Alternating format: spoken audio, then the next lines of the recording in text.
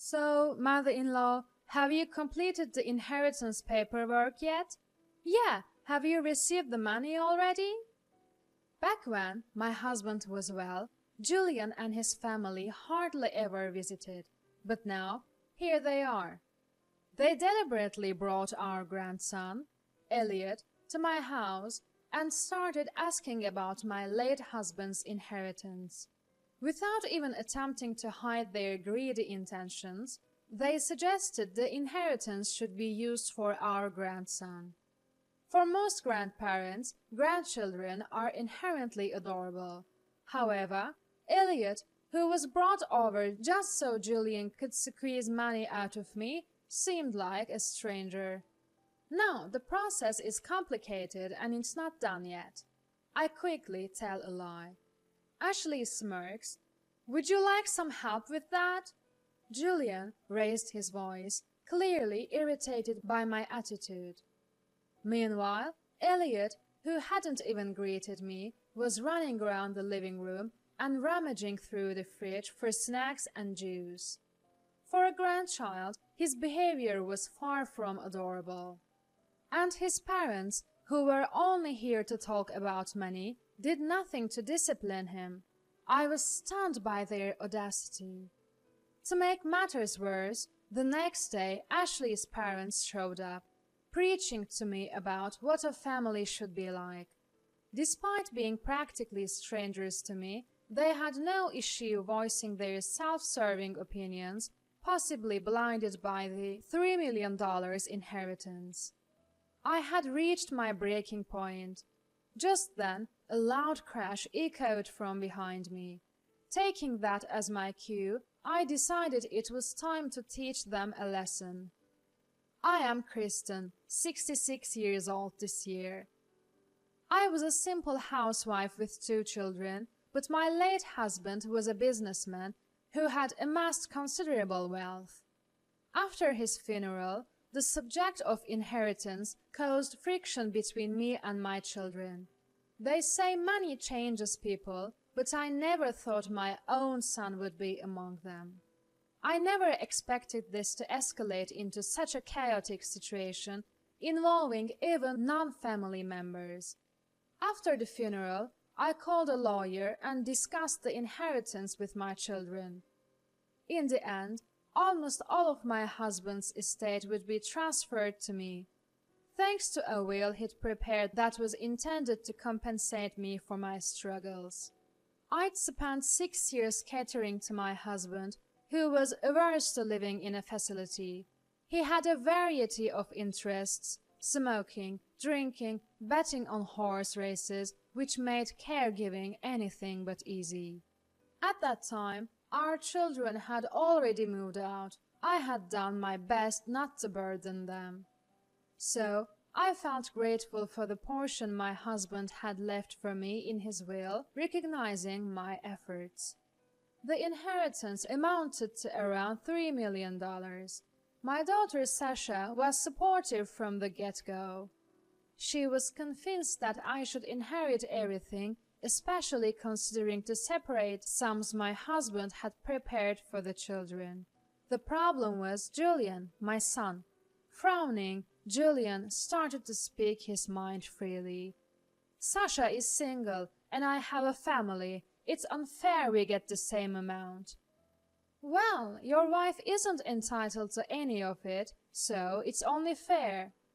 Even so, $3 million for Mom, that's way too much. What about your children?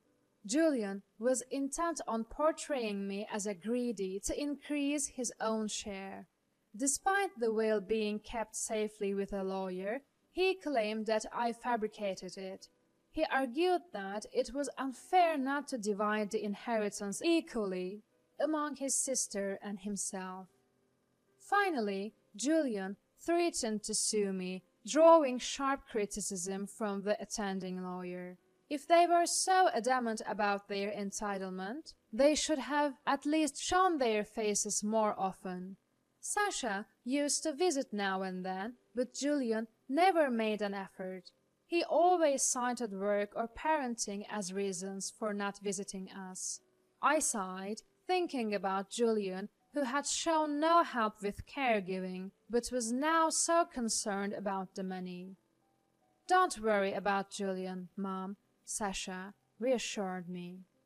But is Julian really that strapped for cash? I wondered. Who knows? They often go on family trips. Maybe they just want more spending money, Sasha speculated. Her words gave me an uneasy feeling. That gut feeling proved accurate. I was about to get entangled in yet another fruitless quarrel with Julian and his family.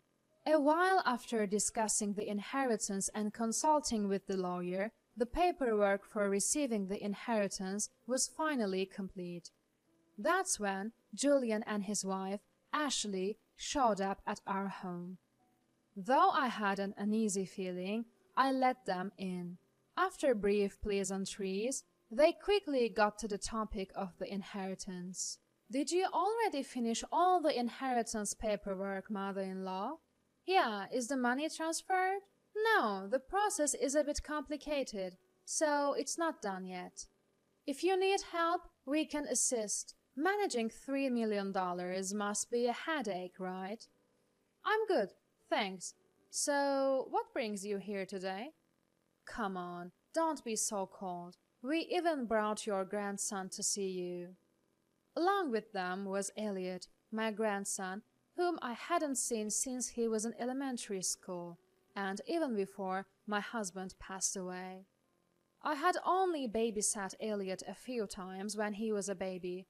I hadn't even been invited to his birthday parties or any other celebrations lately. The most I had done was send gifts and monetary gifts through Julian. To a regular grandparent, a grandchild might be unconditionally adorable. But to me, Elliot felt like a stranger, just another kid Julian and his spouse brought along to squeeze money out of me. "Isn't it great to see your grandson after such a long time?" "Well, I suppose. Kids will start costing more money as they grow, you know." "That's true. You two better start working hard."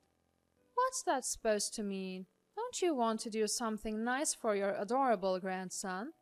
Meanwhile, Elliot, the subject of all this fuss, didn't even greet me. He was busy running around the living room and even went as far as open the fridge to dig out snacks and juice. Neither Ashley nor Julian reprimanded Elliot. They simply emphasized how energetic and cute their son was. "What's so cute about this disrespectful kid?" "Elliot, don't you think you're a bit too wild? Teaching manners and common sense is a parent's job." "Oh, our parenting approach doesn't include scolding, so it's fine." I had no idea what she meant by fine, but it seemed Elliot wasn't getting the hint that he was being admonished. Ashley followed Elliot around as he freely explored the house, so I felt compelled to step in. "Would you listen?" I began, but Elliot cut me off with a, "You're annoying!" He laughed dismissively and even slapped my leg. Watching all this and seeing my son and daughter-in-law only pestering for money without disciplining their out-of-line son, I had reached my limit. "Enough is enough. Julian, you've already had the inheritance talk with the attorney." "Yeah, but taking $3 million is way over the top, Mom. Didn't think you'd be so greedy." "The greedy one is you. I don't have money to give to people who's never done anything for me." What followed was a heated argument over who was the real money grabber. Frustrated but resolute, I kicked Julian and his family out of my house. Had they been more cordial with my husband and me over the years, I might have considered leaving them an inheritance or education funds. But watching Julian and his crew trying to force their selfish agenda, I felt nothing but anger and disbelief. Despite our heated exchange and my asking them to leave, Julian and his family returned the next day with Ashley's parents in tow. even after asking them their purpose through the intercom. All they did was demand entry into the house. Figuring it would be a nuisance to the neighbors, I reluctantly let them in. Once inside, Ashley's parents began lecturing me. "Look, we're both families with adorable grandchild. We need to help each other out." "That's right. You've just lost your husband. You must be feeling vulnerable." "So this is family, is it? This is helping each other?" I felt like the two of them went on and on, lecturing me. Julian and Ashley just nodded in agreement, not uttering a word. As usual, their adorable son, Elliot, was running around the living room, full of energy. I told him to stop running. "Shut up!" Elliot shouted, as per usual. And for that, rather than being concerned about the child's behavior, I ended up getting blamed by all four of them. Normal families would want to help their sons and grandchildren in any way they can, especially for when the day comes that we need their help. I plan to prepare things for myself so that I'm not a burden on my children. That's a lonely way to think, and that's why you don't get to see your grandson. Aren't you ashamed to only think about yourself? That's right. Our daughter gave birth to that child. Your husband was Elliot's grandfather. He would have wanted to help financially. They talked a lot about family ties, but in the end, it all came back to money. Were these two also swayed by Julian and Ashley? Were they here just to get their hands on some inheritance? I had had enough. They assumed Julian would be their future caregiver because he's their daughter's husband. They talked nonsense about what a family should be, even though they're practically strangers. Clash! Suddenly, a loud noise came from behind, making everyone turn around. There on the floor were shattered pieces of a vase that used to sit on a shelf, and Elias' surprised face. He probably knocked it over while running around. Seeing the vase my late husband loved, now in pieces, I felt a surge of anger inside me. Wow, that's a spectacle. "Hey, Elliot, are you okay? You didn't get hurt, did you? Why would you put something dangerous within a child's reach? If our precious grandson gets hurt, you know you'll have to pay for it, right?" Julian, who just smirked, Ashley and her parents making a fuss about potential injuries. I listened to them in silence, already fuming, and let out a heavy sigh. "So, where's the inheritance? You've probably settled all the formalities by now, right?" "About that." "Huh? That vase Elliot just shattered was part of my husband's legacy." For a moment, Julian and the others exchanged glances and fell silent. They glanced briefly at the shards, then looked at my angry face and paled. "Mother-in-law, you're joking, right?" "No joke. As you all mentioned, the formalities are already completed, but keeping that much money in cash is a risk nowadays. Who knows who might target it? So I converted it into something valuable." Kristen replied, a hint of sarcasm in her voice. The confusion on their faces was evident.